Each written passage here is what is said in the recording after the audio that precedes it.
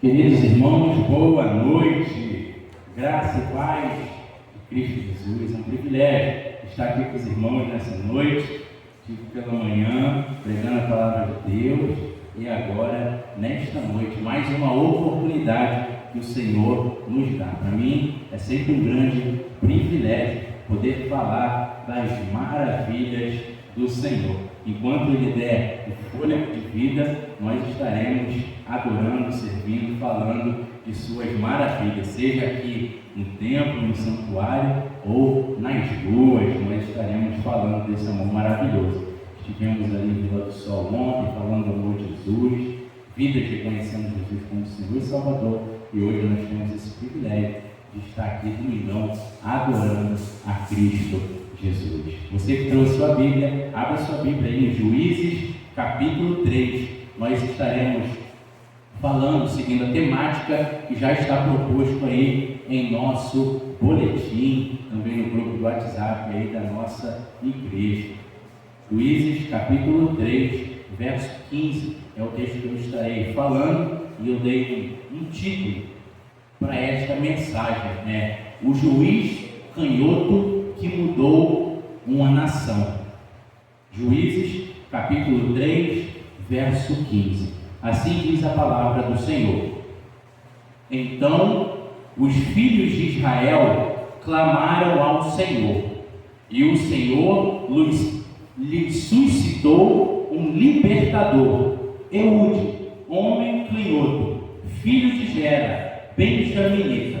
Pai bendito, te agradeço pelo privilégio de estar em tua casa, de poder falar das tuas maravilhas. Pai bendito, nós estamos aqui no nome de Jesus. Reconhecemos que essa igreja é do Senhor Jesus, Pai. Estamos fazendo menção da tua palavra, Deus bendito. O pregador que aqui se encontra é do Senhor, Pai. As ovelhas, os irmãos que estão aqui ouvindo, Pai, este sermão são do Senhor. Tudo aqui é teu, Pai. Toma em tuas mãos, fala conosco, Pai, por intermédio do teu Espírito Santo. Proporciona, Pai, em nosso coração edificação, Pai. Desejamos ser edificados pelo Senhor. E se alguém em nosso meio que não teve um encontro com o Senhor Jesus, que essa seja uma noite de salvação, Pai. Esta é a nossa oração, em nome de Jesus Cristo. Amém. Queridos irmãos, Eude foi o segundo juiz de Israel. Nós conhecemos a história do povo de Israel, e principalmente Juízes. Ela retrata 4 episódios que sempre aconteceram com o povo de Deus. O que acontecia nesse ciclo? Era sempre um ciclo. Qual era o primeiro ciclo? O povo ele era fiel a Deus. Segundo, o povo ele era infiel a Deus. Terceiro ciclo, o povo, por conta da sua infidelidade, experimentava a ira de Deus. E o quarto ciclo, o povo se arrependia e Deus abençoava, Deus restaurava a aliança e o povo de Deus voltava a ter paz. Essa é a história que nós vemos com todos os juízes de Israel. E em diversos outros livros, como Reis, Crônicas, nós vemos sempre esses 4 ciclos. Mas principalmente aqui em Juízes, o povo fiel, o povo infiel, a ira de Deus e o povo que se arrepende. Então, se nós lermos, por exemplo, o verso 11, nós vamos ver o finalzinho da história do primeiro juiz. Os irmãos lembram qual foi o primeiro juiz de Israel? Foi o irmão mais novo de Caleb, não é isso? Qual era o nome dele, os irmãos lembram? Otiniel. Então nós vemos que ele foi o primeiro juiz de Israel. Aconteceu esses 4 ciclos e nós não vamos focar aqui, mas no verso 11 nós vemos o finalzinho. O povo já tinha se arrependido, o povo estava caminhando com o Senhor e a paz reinou. O texto sagrado diz assim: então a terra ficou em paz durante 40 anos. Depois Otiniel, que era o juiz da época, ele veio a falecer. Domingo passado eu preguei aqui um texto de Josué. E Josué, ele liderou o povo de Deus, ele sucedeu Moisés. Chegou um tempo que Josué ficou velhinho, 100 e poucos anos, era o tempo dele, e Deus o recolheu. e aí começa o tempo dos juízes, né? Deus, ele tinha uma promessa, aquela promessa que foi feita para Abraão, que a posteridade de Abraão seria como as estrelas do céu, como a areia do mar. Isaac, Jacó. Deus levanta um libertador quando o povo de Deus, por conta de pecados, erros, falha, se tornou escravo da maior potência mundial da época, o Egito. Então o povo de Deus era escravo. Deus levanta Moisés. Moisés conduz o povo marchando, peregrinando o êxodo, né, rumo à terra prometida. Aquela geração de Moisés morreu. Deus levanta Josué, e Josué, ele cumpre essa promessa que Deus tinha feito para Abraão. Através de Josué e toda a sua geração entram na terra prometida. Nós lemos Josué capítulo 6, quando Deus deu Jericó, e o povo girou em torno das muralhas, né? Os sacerdotes tocaram a trombeta e Deus deu aquela cidade. O povo estava estabelecendo, e as tribos foram conquistando a terra prometida, mana, leite e mel, mas tem que trabalhar. Trabalha, mas a vitória é certa. Quem garantiu a vitória é certa naquele que nos garantiu a boa obra. Então o povo de Deus está avançando, o povo de Deus está progredindo, marchando, conquistando cidades, indo, tomando posse da terra prometida, a terra que mana leite e mel. Esse é o contexto. Aí as tribos, depois que Josué morre, não tem um líder. As tribos passam a participar de algumas guerras isoladas. Só uma terra, nós vemos logo aqui no início de Juízes, só a tribo de Judá estava participando de uma guerra. Cada tribo, ela tinha o líder daquela tribo, e até o momento que Deus, ele estabelece o tempo dos juízes. Otiniel é o primeiro, depois vem Eude. Aí lá no verso 11 nós vimos que o povo estava bem fiel, havia se arrependido, e o povo passou 40 anos de paz, até o tempo que o líder morreu. Como o líder é importante, irmão? Eu lembro de um tempo aí que eu vi no Facebook, uma página aí no Facebook, até de uma página batista, e vi comentários ali, parece que um pastor faleceu, não sei aonde, aí algum membro daquela igreja estava falando algo assim: estamos sem pastor há um ano e não sei quanto tempo, né? O vice-moderador está conduzindo a igreja. Aí eu vi umas 2 pessoas comentando que estavam felizes em estar daquele jeito, sem pastor. Mas nós vemos que tudo na vida, não só na vida da igreja, tem que ter liderança, tem que ter alguém para estar apontando um norte. Estamos orando, né, pelos nossos queridos irmãos ali em Praia Linda, estão vivendo esse luto, essa dificuldade, mas imagine se cada líder do departamento agora inventa de trabalhar da forma que é a igreja bombando, avançando, progredindo. Deus, ele conhece todas as coisas, mas Deus, ele vai levantar, ele vai estabelecer um líder. Eude passou a ser um novo juiz, um novo líder de Israel, um novo líder militar. Os juízes eram líderes militares, eram governadores da nação de Israel. Era diferente do líder religioso, que era um sacerdote que trabalhava junto ali com o juiz militar, governador, para julgar as causas, e tinha a parte religiosa, que era a parte dos sacerdotes, a responsabilidade dos sacerdotes.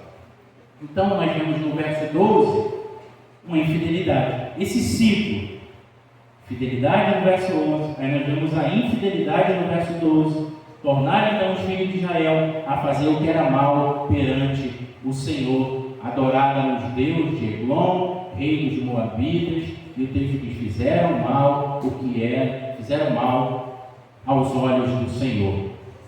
E ajuntou consigo os filhos de Amon e os amalequitas, e foi e feriu a Israel. Então os amonitas e os amalequitas, que eram um povo inimigo, não gostavam do povo de Israel, se uniram para guerrear contra Israel. O verso 13 diz: e foi e feriu a Israel, e apoderaram-se da cidade das palmeiras. Os irmãos lembram qual era a cidade que tinha esse apelido de cidade das palmeiras? Jericó, lá do capítulo 6 de Josué. é onde Deus ele dá Jericó para o povo de Deus, marchando rumo à terra prometida. Irmão, depois de tanto tempo, a terra ficou 40 anos em paz, no tempo do primeiro juiz de Israel, Otoniel. Aí o povo de Deus perdeu Jericó para o inimigo. Veio Amonitas e Moabitas, matou um monte de israelitas e tomaram a cidade. A cidade que era dos cananeus passou para o povo de Israel e agora estão com os Moabitas e com os Amalequitas. É claro que o povo de Deus, nós conhecemos a história, recuperou de novo esse ciclo. Fidelidade, infidelidade, ira de Deus. A ira de Deus é o quê? Vocês querem servir outros deuses? Bom, viva conforme a sua vida. E nós sabemos que um abismo leva a outro abismo. Deus ele entrega o povo às suas próprias vontades, é isso? Arbítrio livre? Então vai lá, serve a outros deuses. Aí o que aconteceu? Vários israelitas, esposas, filhos, passam por muitas e muitas dificuldades. 18 anos, Jericó, que era do povo de Deus, que tinha uma promessa de Deus, ficou com os amonitas, com os moabitas. E os filhos de Israel serviram a Eglon, rei dos moabitas, 18 anos, verso 14. No verso 15, que é o texto que nos dá, o texto base dessa mensagem, nós vimos os filhos de Israel clamaram ao Senhor. É a terceira parte do ciclo, onde vem o arrependimento. Eles se arrependeram de seus pecados. Eles buscaram o Senhor. Não aguentou 18, imagine, 18 anos, você que filho do rei, vivendo como escravo. De novo. Então os filhos de Israel clamaram, se arrependeram, buscaram o Senhor. E o Senhor suscitou um libertador. É hoje, o segundo juiz de Israel, homem canhoto. Fala aqui da família dele, do pai dele, filho de Gera, da tribo de Benjamim. Por intermédio dele, enviaram aos filhos de Israel tributo a Eglon, rei dos Moabitas. Então, irmãos, nós vamos ver que Deus, usando como exemplo agora Eude, o segundo juiz de Israel, Deus ele usa talentos, ele usa algo que é pessoal, que é intrínseco, que Deus ele te deu para que você seja instrumento de Deus para fazer a diferença.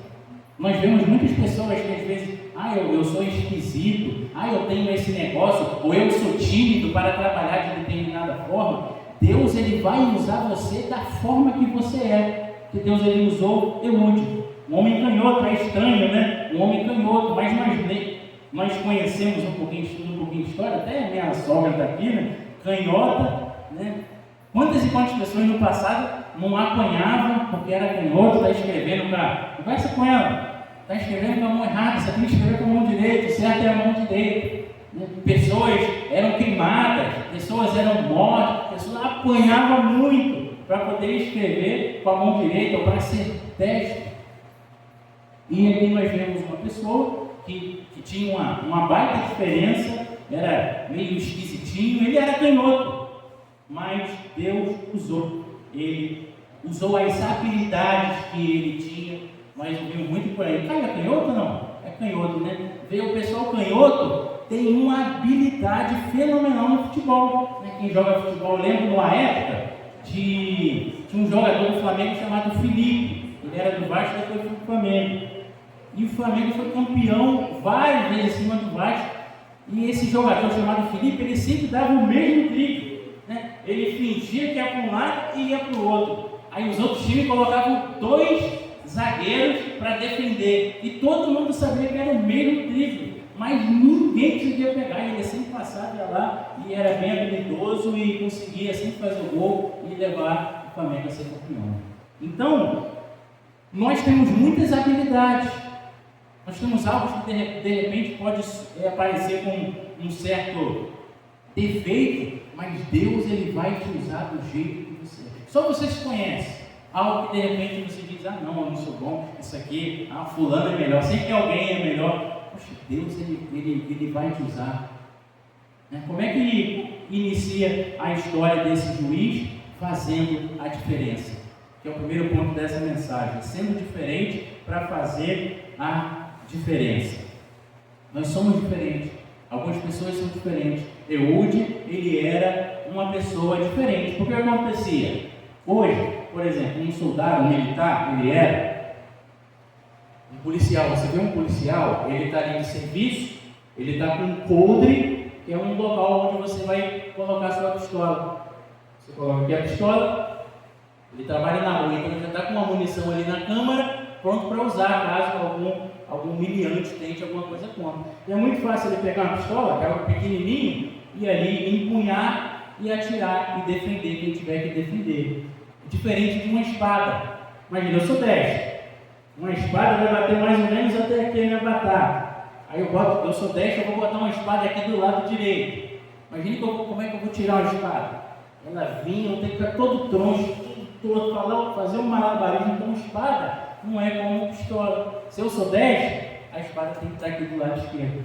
Eu vou puxar, eu já puxo ela defendendo. Eu já puxo ela defendendo, depois atacando, guerreando, lutando. Então, todo mundo era destro. O normal era ser destro. Só Eude que era canhoto. Então, ele por ser canhoto, a espada dele ele tinha que colocar do lado direito. E o que acontece? O texto conta, nós vamos ler um pouquinho mais, a partir do verso 16, nós vemos ele já conta a história que ele está com o punhal. Esse rei de Eglon, o texto diz que ele era muito gordo, mas muito gordo. Pense num cara gordo demais. Eu lembro de uma história que eu li no jornal uma vez, de um caso que uma certa empresa estava assumindo creme de leite. Aí fizeram uma inspeção, um balanço, e ali naquela empresa estava faltando mais de 80 caixas de creme de leite. Aí, procedimento interno, investigação, sindicância, vamos ver o que está acontecendo, por que está sumindo esse monte de creme de leite.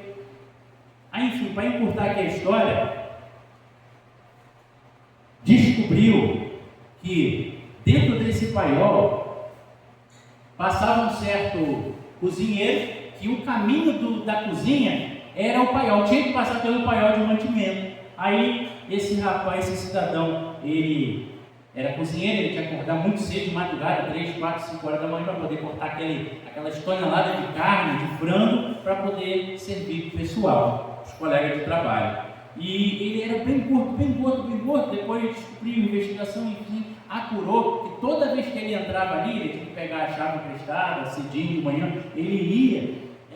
Depois o resultado lá da conclusão foi que sempre quando ele entrava, quando ele saía, terminava de cortar, já tinha gente trabalhando, o pessoal já tinha chegado. Sabe o que ele fazia para esconder? Ele levantava a banha da barriga dele, que era grandona, imagina um cara com 150 quilos. Ele levantava a barriga, escondia a lata de creme de leite ali embaixo, aí botava a barriga para baixo, caiu aquele negocinho, e ele saía, e ninguém percebia, estava escondido dentro dele.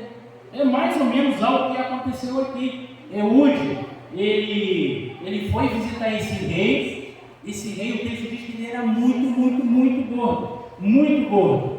Aí Eude foi, primeiro, nós sabemos que ninguém fala com autoridade. Se você for visitar aqui o prefeito da cidade, você não vai entrar armado, tem detector de metais, é perigo, ele é autoridade, ele tem que ser protegido. Hoje em dia até celular é um crime. Ninguém entra na presença de uma autoridade com celular. Tem um escaninho, você vai entrar ali, vai botar sua chave. O que acontece? Eude, ele conseguiu chegar lógico que Deus ele deu a direção, ele conseguiu chegar na presença desse rei gordo, acho que tem o nome dele aqui, Eglon, né? Rei dos Moabitas, Eglon, né? O texto diz que ele era bem gordo, eu não sou gordofóbico, tá, irmão? O texto está dizendo aqui que quando ele deu uma espadada, ele usou uma estratégia, ele falou: rei, eu tenho a palavra de Deus aqui para poder compartilhar contigo, eu tenho um negócio aqui. Aí o rei, opa, palavra de Deus, tirou aquele soldado, todo mundo vai falar que eu vou compartilhar a palavra. Aí eles foram para um cantinho reservado, né, para o gabinete do rei, ali, né, ele já tinha conseguido entrar com a espada. E todo mundo, hoje você vê o policial vai desconfiar de alguma coisa, vai fazer inspeção aí no bandido, sai passando a mão em tudo que é lugar, né? Olha aqui, as partes íntimas, né? Você vê mulheres que escondem drogas, escondem nas partes íntimas, arma, pode ter uma pistola escondida nas partes íntimas, o policial vai ali e bota a mão em tudo para poder fiscalizar. Nesse tempo, a arma era a espada. Então, o pessoal olhou logo para onde, né? Normal, olhou para cá, com essa perna aqui, não está vendo espada nenhuma, ele não está armado, entrou, só que ele era canhoto.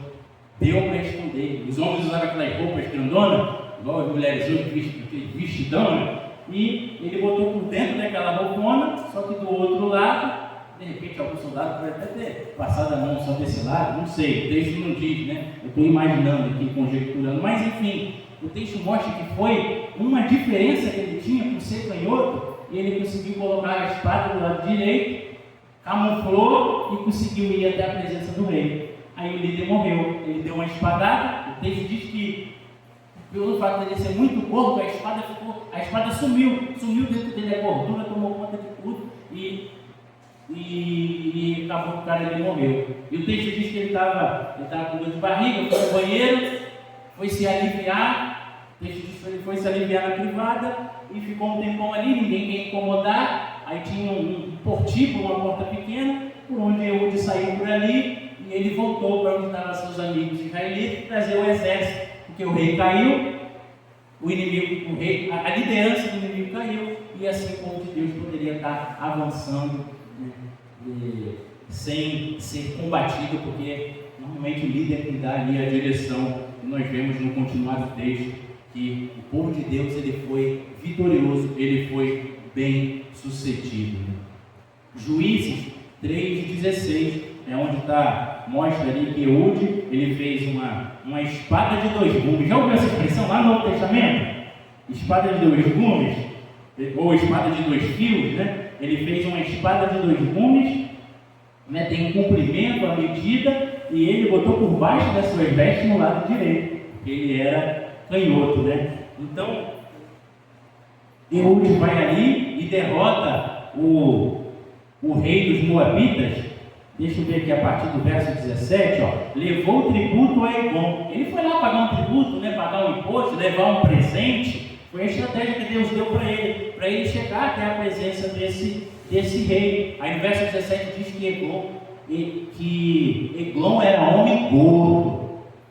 Tendo entregado o tributo, despediu a gente que trouxera e saiu com ela. Porém, ele voltou ao ponto que estava onde tinha ali imagem de escultura, e Eude foi e disse para o rei Eglon: eu tenho uma palavra secreta para te dizer. Estratégia, né? É para aquele soldado sair e deixar o rei sozinho.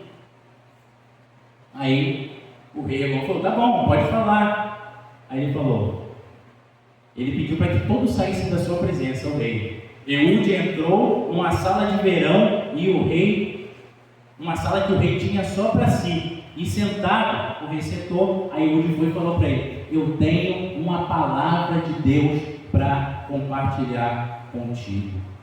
Aí Eglon foi e se levantou da cadeira. Então Eude, ele usou um talento natural dele, algo que Deus deu para ele, o fato dele ser canhoto. Então ele conseguiu usar esse talento natural e a habilidade que o talento dá. Você vê história de autistas que são bem melhor em uma determinada tarefa que uma pessoa que não é. Uma pessoa que tem uma síndrome de Down desenvolve uma certa habilidade em determinada área que uma pessoa que não consegue ser tão bom quanto ele é. Então, cada pessoa tem uma habilidade. Todas as pessoas têm habilidade. Não existe pessoas que não têm algo especial que Deus não vai usar. Tudo Deus ele vai usar para a sua glória. Nós temos que entregar nossas habilidades. Nós temos que entregar isso que é uma aparente dificuldade, uma aparente que eu acho que isso é um erro, eu acho que isso é pequeno, poxa, eu tenho vergonha. Né? Você vê pessoas, testemunho de pessoas no YouTube, nas redes sociais, pessoas que não têm braço, que não têm perna. Tem um famosão aí, um cara famosão, ele surfa, ele não tem braço nem perna, tem só um cotoquinho aqui, e o cara faz tudo. É um palestrante, ele viaja o mundo todo, e hoje sabe o que ele fala? Graças a Deus eu não tenho braço nem perna. desenvolveu outras habilidades, e através da dificuldade dele, ele consegue ganhar pessoas para Jesus, ele consegue testemunhar. Nós vemos no Novo Testamento, Paulo escrevendo para a igreja: me fiz de judeu para ganhar judeu, me fiz de romano para ganhar romano, me fiz de fraco para ganhar os fracos, me fiz de tudo por todos para no final chegar a ganhar alguns. Então, pessoas até dão um jeitinho de se adaptar, pessoas agem de determinada forma. Eu não tenho time, mas o pessoal ali só fala de time, então eu vou dar um jeito, eu vou falar que eu sou com um time ali, para ter um assunto em comum, para poder chegar naquele povo, ter o que falar, para no final apresentar o que é mais importante, que é apresentar o Evangelho. Então o Eude, ele usou uma habilidade que ele tinha para libertar o povo de Deus das garras, da prisão de um inimigo que era opressor. Deus, ele está pronto para usar um talento natural que você possui, que eu possuo. Deus, ele quer nos usar para nós fazermos a diferença em nossa geração, em nosso meio.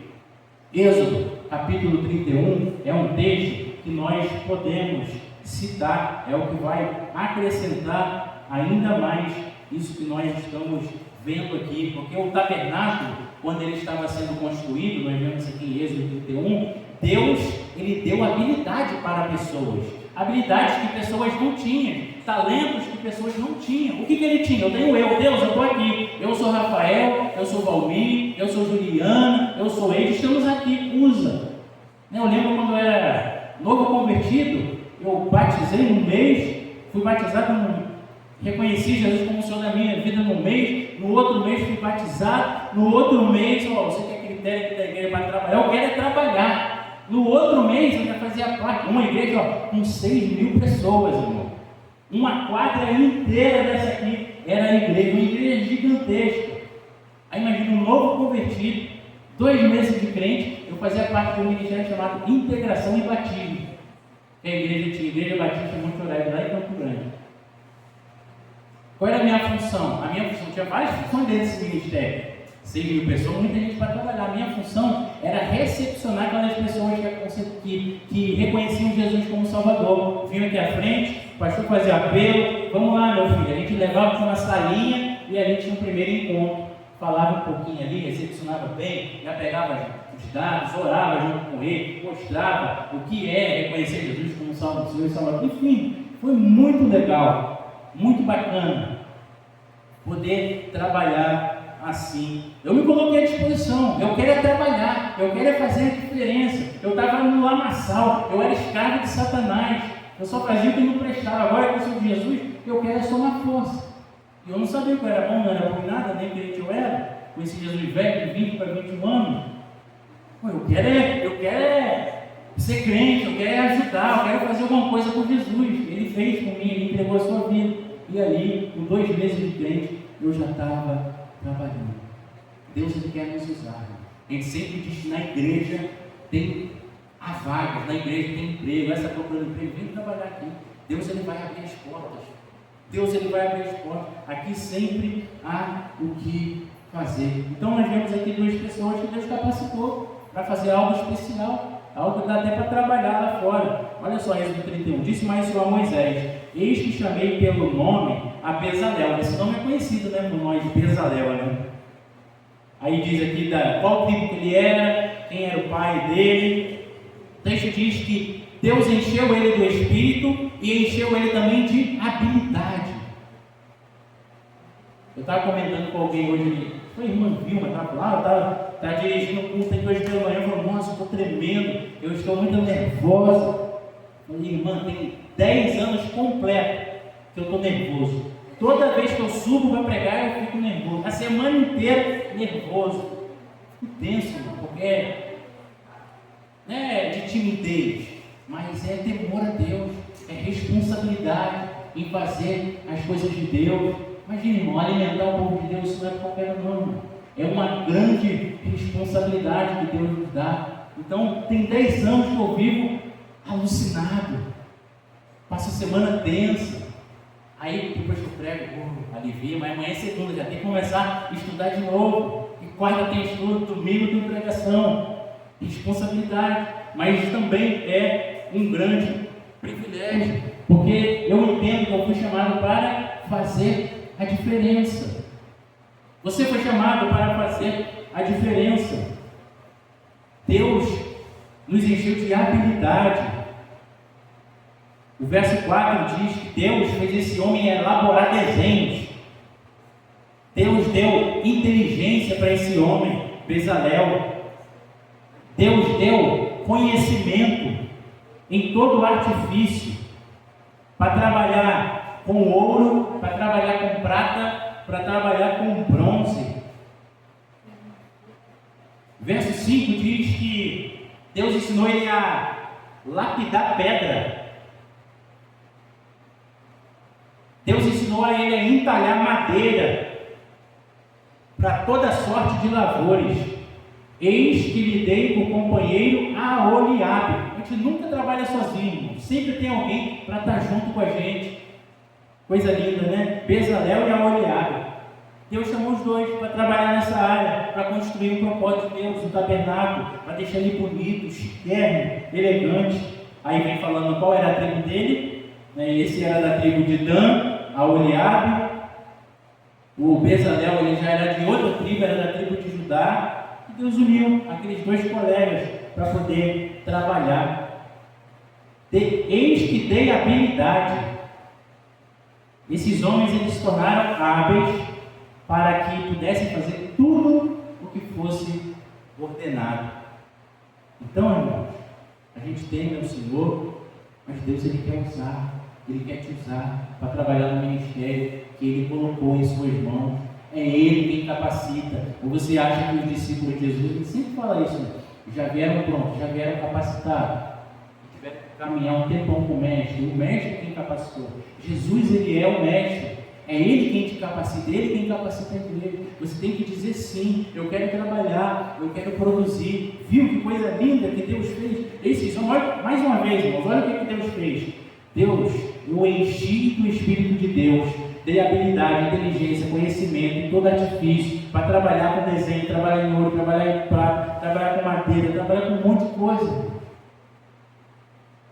Nós vemos, irmãos, na igreja nós temos oportunidade de desenvolver várias habilidades. Todo ano aqui, se uma pessoa entender, poxa, eu quero trabalhar, eu quero servir a Deus, ele tem oportunidade para trabalhar. Tantos desafios, irmão. Já fui professor de criança, já fui professor de jovem, já fui professor de casais, já preguei para idosos. Eu não sei fazer, mas Deus ele vai capacitar. Eu digo sim, é sempre sim, é sempre sim. Deus me capacita, Deus me usa. Eu conheci um rapaz lá em Campo Grande, Rio de Janeiro, na época que eu morava lá. Eu estava precisando botar tela lá em casa, para impedir que entrasse mosquito. Aí conheci um rapaz chamado Paulo. Sabe que esse é um marceneiro, falou que ele é marceneiro, que fazer. Lá não tinha não existia blindex, pelo menos lá nessa época, né? Era janela de ferro, madeira, só essas coisas. Aí eu fui fazer uma tela com ele de madeira. Aí papo vai, papo vem, eu descobri, fiz amizade com ele. Ele falou que um dia ele dormiu, teve um sonho, e no outro dia ele acordou e já começou a cair para dentro, comprar madeira e fazer um monte de coisa. Eu vi várias coisas bonitas na casa dele. Ele falou, foi Deus que me deu essa habilidade. Eu não estudei, não tenho estudo, estava precisando de emprego, da noite para o dia tive um sonho, acordei no dia seguinte e estou aí. Não tinha nem ele nem divulgava, eu acho costureiro hoje em dia, né? Nem divulga, mas um falando para o outro tem muito trabalho. Ele tinha muito trabalho. Um outro rapaz que eu conheci, um rapaz chamado Roberto, músico, ele tocava violão. Eu fui na igreja dele uma vez, ele tocava violão. Aí teve uma vez que o pessoal falou assim, toca dó, toca ré, toca não sei o que, o acorde tal. Aí ele falou, não sei o que é isso não.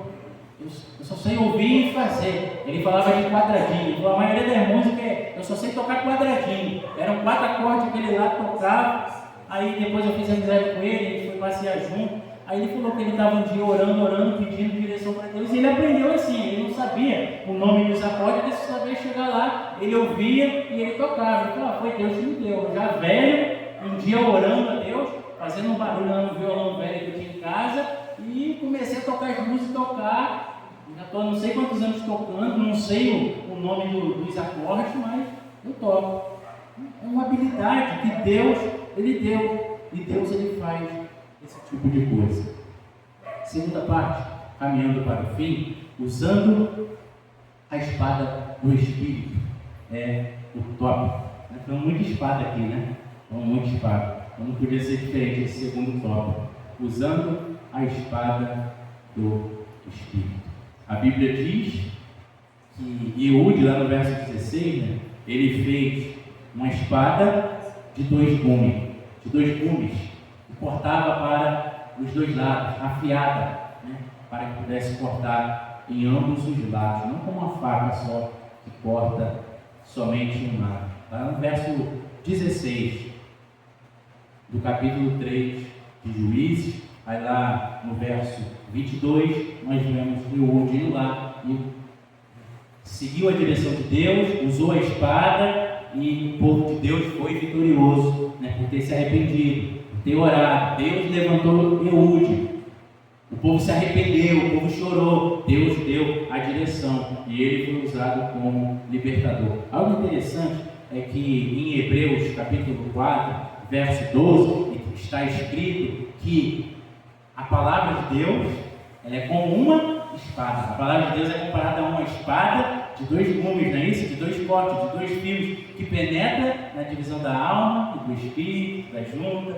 e das medulas, está apta para discernir os pensamentos e a intenção do coração. A palavra de Deus, ela é equiparada a espada. A palavra de Deus, ela é equiparada à espada. Nós vemos isso também lá em Efésios, capítulo 6, quando fala das armaduras de Deus. Tem uma parte lá, Paulo vai falando das armaduras e ele fala também da espada. Então tem algo interessante aqui para nós refletirmos, é que aqui no capítulo 3, no verso 20, 21, 22, está escrito que Eude, ele se aproximou de Eglon, né, o inimigo, quem liderava o inimigo do povo de Deus, e ali Eude, ele disse: eu tenho uma palavra de Deus. Não é isso que está lá no verso 20? Ei, vem cá. Aí ele ficou sozinho, Deus tinha dado a direção. Aí Eude vai dizer assim: eu tenho para ti, rei, uma palavra de Deus. Isso é interessante para a gente poder refletir. Aí ele foi, sacou a sua espada, que estava no outro lado, porque ele era canhoto, ele sacou a sua espada e ali ele fez uso da sua espada. E nós vemos, irmãos, Efésios capítulo 6, verso 17, que ele fala sobre as armaduras de Deus. É quando Deus ele fala sobre as armaduras espirituais. E Deus ele compara a palavra de Deus a uma espada, não é isso? Paulo ele afirma que a palavra de Deus é a espada do Espírito. Então nós devemos nos revestir de toda a armadura de Deus. O inimigo de nossas almas, eu vi isso também, eu era novo convertido. Você tem um inimigo. Esse inimigo é Satanás, é o inimigo da sua alma.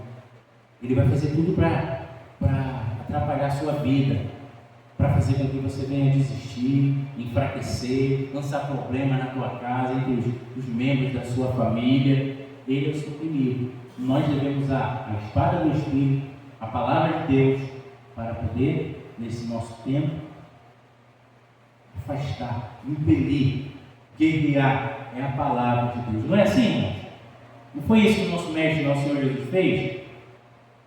Jesus ele inicia o seu ministério no deserto, Mateus capítulo 4, jejuando, orando, a sós, com Deus, e Satanás está ali, ao redor, tentando buscar uma presa para tragar.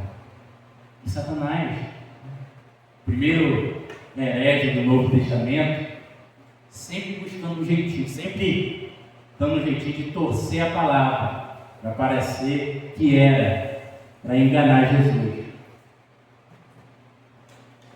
Mas Jesus ele sempre combatia com a verdade, com a palavra. com o princípio, com o contexto, com a aplicação. Mateus capítulo 4, eu vou ler, fala sobre a tentação de Jesus. A seguir, Jesus foi levado pelo Espírito Santo ao deserto, para ser tentado pelo diabo. E depois de jejuar 40 dias e 40 noites, teve fome. Jesus com fome, fraco. O que Satanás fez? O texto diz que Satanás se aproximou dele e falou: você é o filho de Deus, né? Ah, você que é Jesus? Jesus, sou eu mesmo. Ah, já que você é o filho de Deus, você é o poderoso, faz o seguinte: manda que essas pedras se transformem em pães. Sabe o que Jesus respondeu para ele? Está escrito: nem só de pão viverá o homem, mas da palavra que procede da boca de Deus. Palavra. Jesus está nos ensinando aqui, irmão. É tempo de se alimentar da palavra. Existe tempo de se alimentar de comida, comer arroz, comer feijão. Mas alguns momentos da nossa vida é palavra. Jesus ele estava num momento aqui em que ele tinha que se alimentar da palavra. Satanás vai usar algo que é bonito, algo que é uma necessidade do nosso corpo. Eu lembro de uma vez que eu estava numa sobrevivência que eu já estava 5 dias sem comer, bebendo só algumas gotinhas de água, de náufrago. E acabou aquele período, o último dia tinha um baita de um banquete. Aí os colegas instrutores falaram para a gente: ó, não avança pesado não, tinha muita comida, frutas e massa e um monte de coisa lá. Ó, vai devagar, vocês estão 5 dias sem comer, você tinha comido alguns gomos de laranja, né? Vai devagar, porque pode acontecer de o estômago rejeitar, vomitar. A gente ouve muita história aí de moradores que estão em estado de rua, que às vezes a pessoa quer agradar, um mês passa no jornal: ó, vou comprar uma pizza, um x-tudo, um cachorro quente, aí dá o pobre, ele come aquilo ali e morre. Toma uma Coca-Cola, não está acostumado a comer essa comida pesada.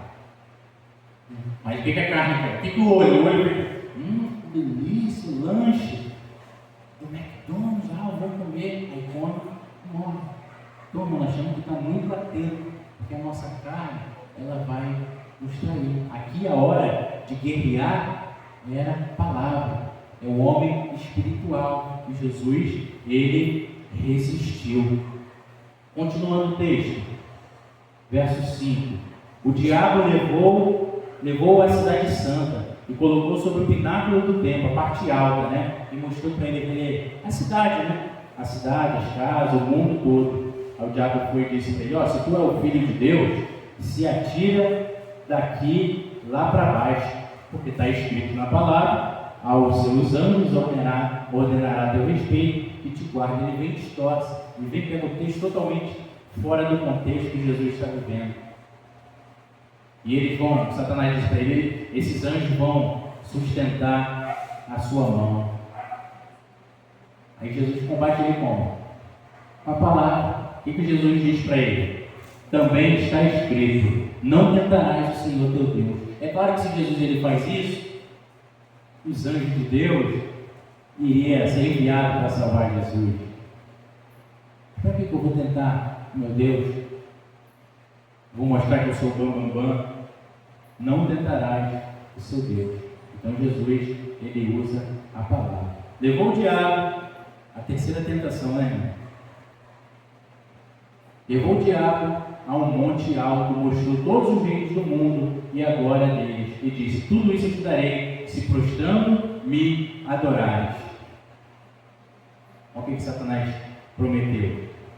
Jesus falou para ele: Satanás, mete o pé aqui, vai embora. Ele usou a palavra, né? Hoje que eu estou parafraseando. Jesus disse, diz o texto sagrado: retira-te, Satanás, porque está escrito: ao Senhor teu Deus adorarás e só a Ele prestarás culto. E o que aconteceu? O diabo deixou, e vieram os anjos do Senhor e o serviram. Então Jesus ele foi aprovado, porque ele usou a palavra. Ele usou a palavra para vencer o diabo. Nós temos que usar a palavra. A palavra de Deus é poderosa. Em 1 João, 1 Epístola de João, capítulo 2, verso 14, esse é um texto bem conhecido, principalmente pelos jovens, pela juventude. O texto mostra que os jovens, eles venceram o maligno porque eles usaram a palavra de Deus.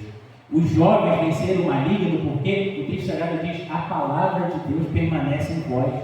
Os jovens só venceram porque a palavra de Deus permaneciam neles. Os jovens vencedores devem sempre usar a palavra do Espírito, devem sempre usar a palavra de Deus.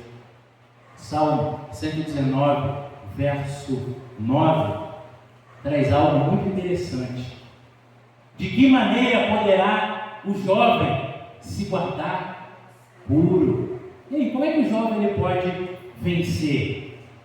Como? De que maneira o jovem vai manter o seu caminho puro nesse mundo podre que a gente vive, com essa cultura apodrecida que nós vivemos? O texto responde, o próprio texto responde. De que maneira poderá o jovem guardar puro o seu caminho? Segunda parte do texto: observando, segundo a tua palavra. E assim que o jovem permanecerá puro. Então, irmão, nós vemos através deste juiz canhoto que nós podemos extrair lições espirituais importantes para a nossa vida, para nós fazermos a diferença neste mundo. Deus nos capacitou com talentos para nós fazermos a diferença. Deus, Ele vai te dar tudo aquilo que é necessário, toda a habilidade necessária para que você possa desenvolver um ministério relevante. O seu ministério vai ser relevante, nossa igreja ela vai ser relevante.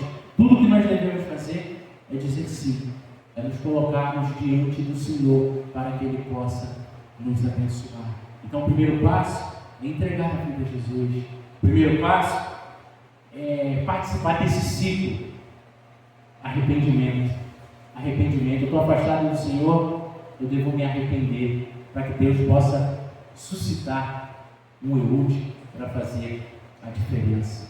Que nós possamos, irmãos, se arrepender todos os dias, possamos nos apresentar ao Senhor para que o Senhor venha fazer a sua obra através de nossa vida. Apresente ao Senhor, Ele vai te capacitar, como Ele fez com Bezalel, a olhar, com o Eude, vai usar a sua diferença, o jeitinho que você é. Você deve fazer entregar a sua vida a Jesus, é caminhar com Ele, para que Ele venha ser o Rei, para que Ele venha ser o Senhor da sua vida. Amém?